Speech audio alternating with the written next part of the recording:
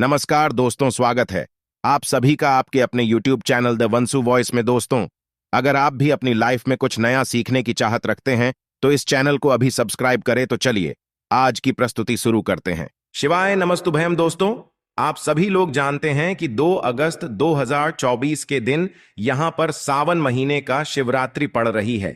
इसीलिए दोस्तों, इस दिन का महत्व बहुत ही ज्यादा बड़ा होता है और इस दिन आप लोगों को 5 कनेर के फूल वाला उपाय जरूर करना चाहिए। और दोस्तों, बहुत सारे लोगों ने तो यह वाला उपाय करना भी शुरू कर दिया है, पर बहुत सारे लोगों को उपाय समझ नहीं आया है, जिस कारणवश वो अभी तक यह वाला उपाय नहीं कर पाए हैं।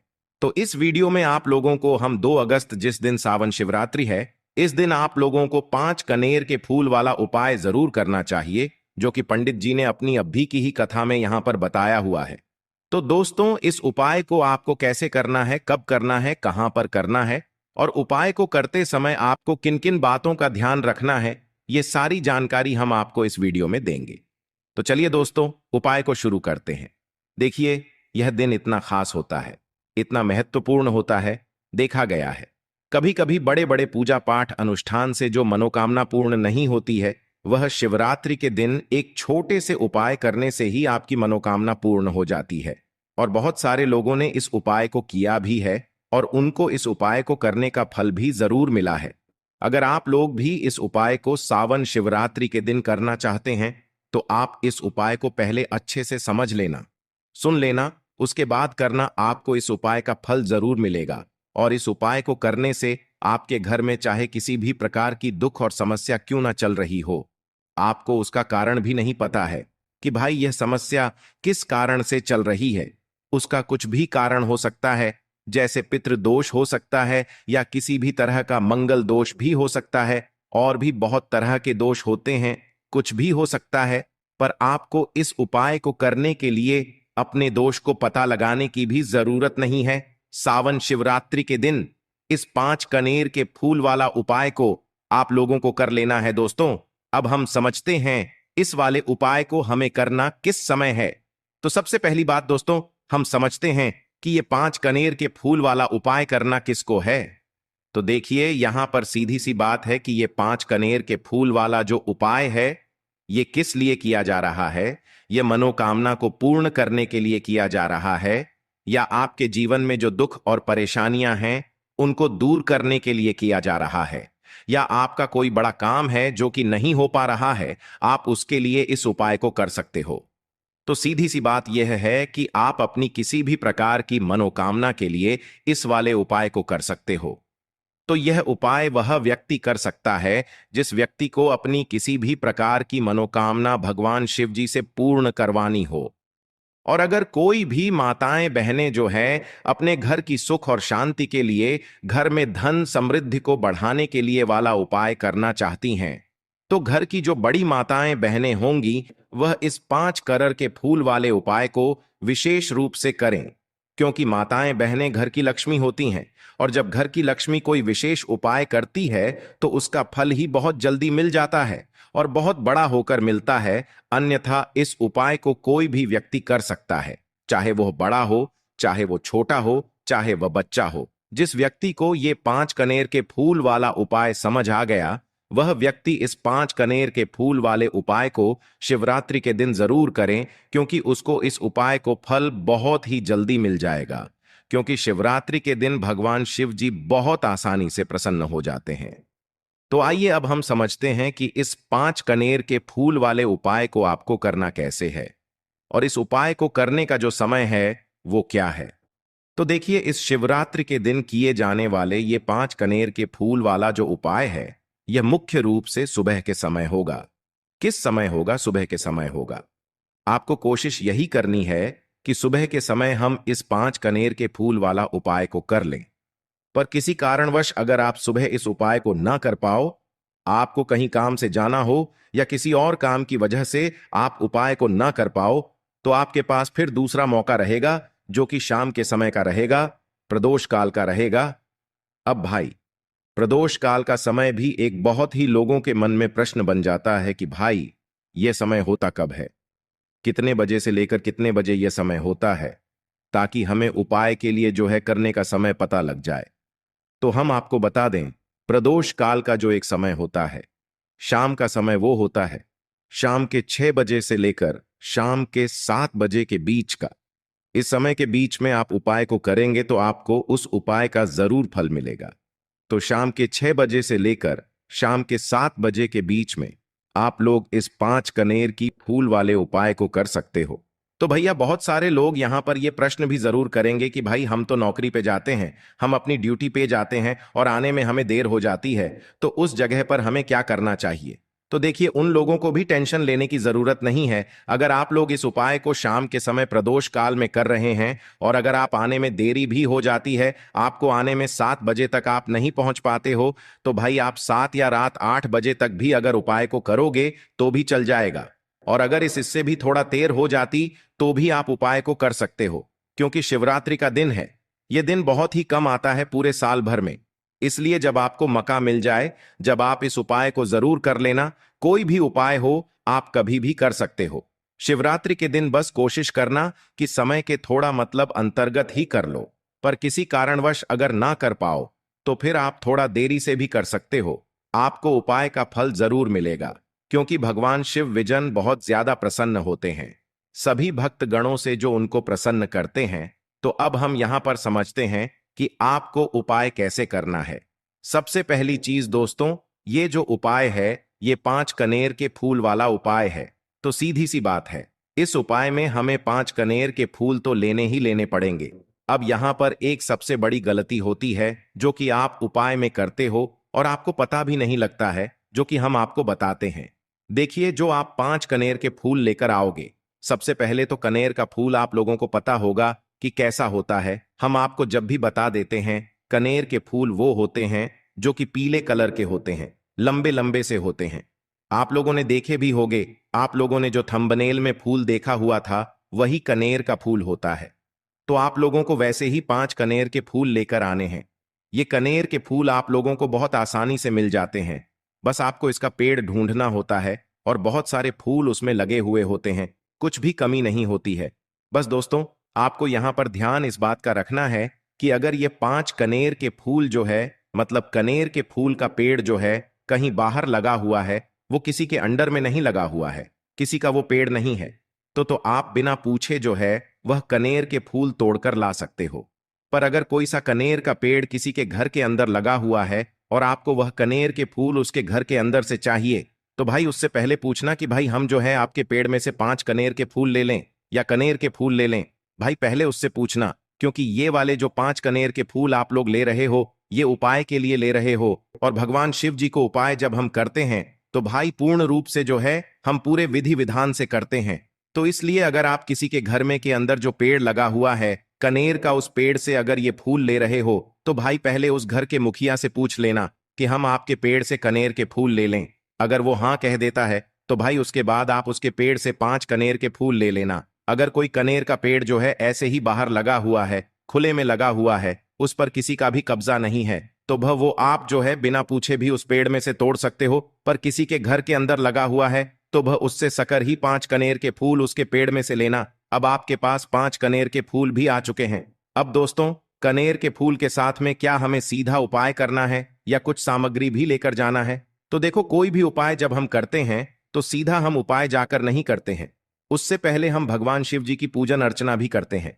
तो देखो, अगर यह उपाय आप सुबह के समय कर रहे हो, प्रातः काल कर रहे हो, तो आप लोगों को अपने साथ में कम से कम 1 लोटा जल तो जरूर लेकर जाना ही जाना है। शिवरात्रि का दिन रहेगा, वैसे ही माताएं बहनें अपनी पूजन सामग्री लेकर जाएंगी, तो उन लोगों के लिए कोई दिक्कत नहीं है जो प्रतिदिन शिव जी के मंदिर जाते हैं या शिवरात्रि के दिन अपनी पूरी पूजन सामग्री लेकर जाएंगे। भाई वो वैसे के वैसे ही लेकर जाएं। यह बात उनके लिए है जो कुछ भी लेकर नहीं जाएंगे। भाई वो बस 1 लोटा जल तो जरूर लेकर जाएं। अगर वह इस उपाय को 5 कनेर के फूल वाले उपाय को कर रहे हैं। उसी के बाद में दोस्तों, शाम के समय की बात करें तो भाई शाम के समय अगर आप लोग इस 5 कनेर के फूल वाले उपाय को कर रहे हो तो अपने साथ में एक गोल बाती का घी का दीपक जरूर लेकर जाना। जो घी का दीपक लोगे वो आटे का होना चाहिए। आटे का होने के साथ में उसके अंदर गोल बाती रखा आएगी। वो गोल बाती आप अपने हाथों से बनाओगे तो ज्यादा बेहतर होगा, साथ ही में उस दीपक के अंदर जो मतलब चीज डलेगी वो डालेगी शुद्ध देसी गाय का घी। उसके अंदर शुद्ध देसी गाय का घी ही डालना, ना भैंस का डालना, ना मिलावटी बाजार का घी डालना। इस बात का भी आप लोग ध्यान रखना। अगर आपको उपाय का पूर्ण फल चाहिए तो भाई करना क्या है, देखो सुबह अगर उपाय कर रहे हो ना, तो अगर 22 बजे तक भी उपाय करोगे तो भी कोई दिक्कत वाली बात नहीं है, कर सकते हो। शिवरात्रि का दिन बार बार नहीं आता है। आपको पहुंचना है सबसे पहले तो अपने घर के पास में जो शिव मंदिर हो, शिवालय हो, जहां पर शिवलिंग विराजित हो, वहां पर आप लोगों को पहुंच जाना है। अब वहां पर पहुंच करके सीधा हमें जाकर उपाय करने लग जाना है। नहीं, आपको पहले अपना शिव जी के मंदिर के अंदर प्रवेश करना है, भगवान शिव जी के दर्शन करना है। पहले आपको अपनी अपनी पूजन अर्चना करनी है। जैसे कि एक लोटा जल जो लेकर गए हैं भाई, वो एक लोटा जल चढ़ा दें। इसके अलावा जो भी पूजन सामग्री है, आपकी फूल, धतूरा, गुलाल, अबीर, गुलाल, जो भी चीजें हैं, चंदन वगैरह, उन सारी चीजों से आप पूजन अर्चना कर सकते हो। पर जो उपाय के 5 कनेर के फूल हैं वो आप अलग ही रखना, वो उपाय के समय ही हमें निकालने हैं। तो पहले आप अपनी पूजन अर्चना कर लेना, जैसे आप शिवरात्रि के दिन करते हो, शिवरात्रि के अष्टम के दिन करते हो, वैसे आप अपनी पूजन अर्चना कर लेना। इसी तरीके से शाम के समय है, शाम के समय जब आप अपने घर के पास में जो शिव मंदिर हो वहां पर पहुंचो ग, तो पहुंचने के बाद आप पहले अपना वह घी का दीपक जलाना। अब घी का दीपक जलाने में भी इस बात का ध्यान रखना, इस घी के दीपक को आपको अपने घर से जलाकर नहीं लेकर जाना है और मंदिर में जाकर भी जलाना है। और मंदिर में जाकर जलाओ ग तो उसे अपनी माचिस से ही जलाना है। अपने घर से इस दीपक को जलाने के लिए अपनी माचिस लेकर आना। अगर आपने मंदिर में किसी और की माचिस ले ली इस दीपक को जलाने के लिए, अगर आप शाम के समय इस वाले उपाय को कर रहे हो तो भाई इस उपाय को करने का फल जो है उस व्यक्ति को भी मिल जाएगा जिस व्यक्ति की आपने माचिस ली होगी। इसलिए आप अपने घर से अपनी ही माचिस लेकर जाएं। उसके बाद में दोस्तों, आप लोगों को एक बात का और ध्यान रखना है कि जब आप उस दीपक को जला दो, जलाने के बाद उस दीपक से आप चाहो तो आरती भी उतार सकते हो, अन्यथा कोई दिक्कत वाली बात नहीं है। आप उस दीपक को भगवान शिव जी के इतने पास मत रखना कि भगवान शिव जी को आंच लगी, थोड़ी दूरी बनाकर ही जो है आप उस दीपक को जो है भगवान शिव जी के शिवलिंग के पास में रखना, क्योंकि अभी हम जो है भगवान शिव जी को प्रसन्न करने वाले हैं। तो इसलिए जो है भगवान शिव जी को आंच ना लगे, इतनी दूरी बनाकर आप उस दीपक को रख दीजिएगा। जैसे ही आपकी पूजन अर्चना हो जाती है आप जल चढ़ा देते हैं। सुबह के समय गए तो जल चढ़ा देते हैं, पूजन अर्चना हो जाती है।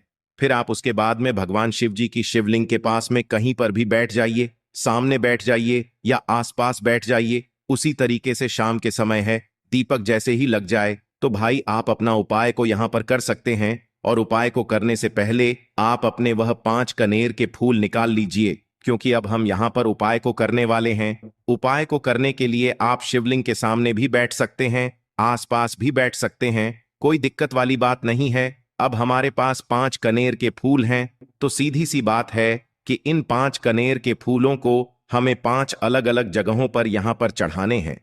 अब वो 5 अलग अलग जगह कौन सी हैं वो हम आपको बताते हैं। देखिए, 5 अपने कनेर के फूल आप अपने सामने निकाल कर रख लीजिए।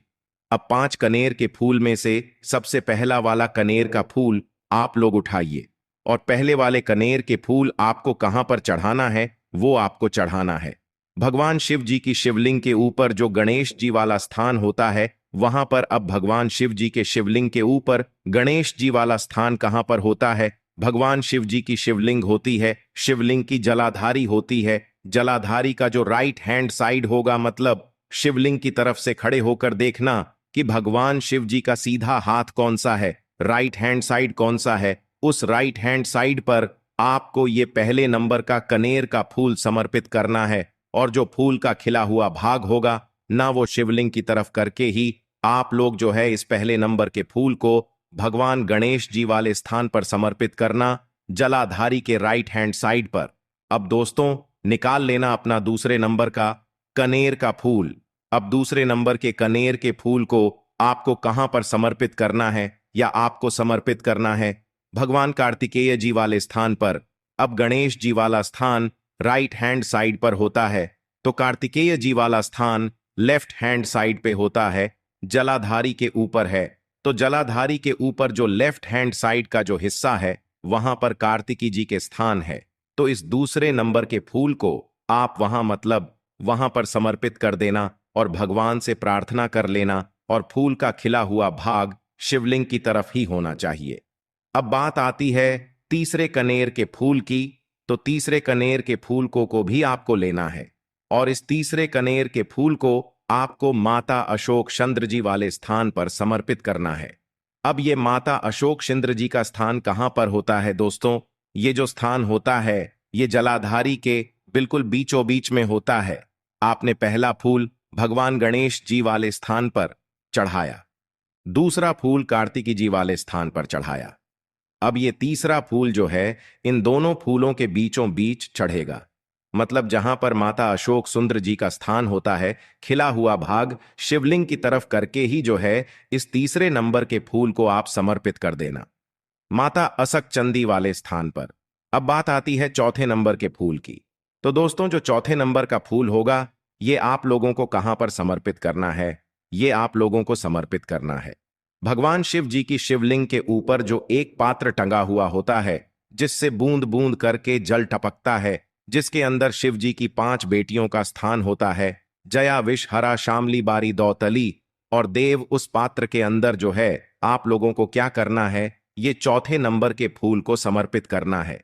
अगर किसी कारणवश आपका वह पात्र जो है शिवलिंग के ऊपर जो पात्र टंगू होता है जिससे बूंद बूंद करके जल टपकता है वह पात्र उपस्थित ना हो, तो वह आपको क्या करना है कि शिव जी की 5 बेटियों का नाम लेकर जया विष हरा श्यामली बारी दौतली और देव का नाम लेकर जो है इस चौथे नंबर के फूल को आपको जलाधारी के ऊपर ही कटी शिवलिंग का जो कटी भाग होता है, मतलब जलाधारी के ऊपर ही जो भाग होता है वहां पर समर्पित कर देना इस चौथे नंबर के फूल को। उसके बाद में दोस्तों बात करते हैं आखिरी नंबर के 5वें नंबर के फूल को, जो कि आखिरी फूल है हमारा। इस 5वें नंबर के फूल को आपको क्या करना है, अगर आपके जिस मंदिर में आप गए हो वहां पर अगर त्रिशूल लगा हुआ है तो भाई त्रिशूल का एक मध्य भाग होगा जहां से वो त्रिशूल के तीनों भाग निकले हुए होंगे, तो आपको वो त्रिशूल का एक मध्य भाग देख लेना है। उस मध्य भाग पर आपको इस 5वें नंबर के कनेर के फूल को छुआ है, स्पर्श कराना है, और स्पर्श कराने के बाद इस 5वें नंबर के फूल को आपको क्या करना है, भगवान शिव जी की शिवलिंग के ऊपर समर्पित कर देना है। अब दोस्तों अगर वह जो है त्रिशूल ना भी हो आपके मंदिर में उपस्थित, तो आप सीधा सीधा ये जो 5वें नंबर का कनेर का फूल है या भगवान शिव जी की शिवलिंग के ऊपर समर्पित कर देना। बस ध्यान इस बात का रखना कि जो खिला हुआ भाग है फूल का वो सामने की तरफ होना चाहिए, जलाधारी की तरफ होना चाहिए, और डंडी का जो भाग है वो शिवलिंग के पीछे की तरफ होना चाहिए फूल की। तो इस बात का आप लोगों को ध्यान रखना है। जैसे ही आप लोग को ये 5 फूल समर्पित कर देते हैं, वहीं पर भगवान शिव जी के शिवलिंग के पास में बैठकर जो है हाथ जोड़कर विनती कर कर अपनी वह मनोकामना बोलना, जिस मनोकामना के लिए आप लोग यह वाला उपाय कर रहे हो, अपनी वह दुख और समस्या बोलना जिसके लिए आप लोग अपना ये वाला उपाय कर रहे हो। अपनी किसी भी एक मनोकामना के लिए ये वाला उपाय करना, 2-3 मनोकामना एक साथ मत बोलना, कोई भी एक मनोकामना बोल देना अपने 5वें नंबर के फूल को चढ़ाने के बाद, और चढ़ा दो तो भाई 2 मिनट भगवान शिव जी के नाम का जाप कर लेना उसके साथ में। दोस्तों आपका ये उपाय यहां पर पूर्ण हो जाता है और आप अब भगवान शिव जी के दर्शन करके उनको धोख देकर अपने घर पर वापस जा सकते हो। इसी के साथ में दोस्तों इस उपाय को करने से आपको बहुत ही बड़ा फल मिलेगा, आपकी मनोकामना बहुत ही जल्दी पूर्ण होगी और आपको इस उपाय को करने का फल भी बहुत ही बड़ा होकर मिलेगा। आशा है आज की प्रस्तुति में बताई जानकारी आपको अच्छे से समझ आ गई होगी। प्लीज हमारे चैनल द वंसु वॉइस को सब्सक्राइब करें। धन्यवाद।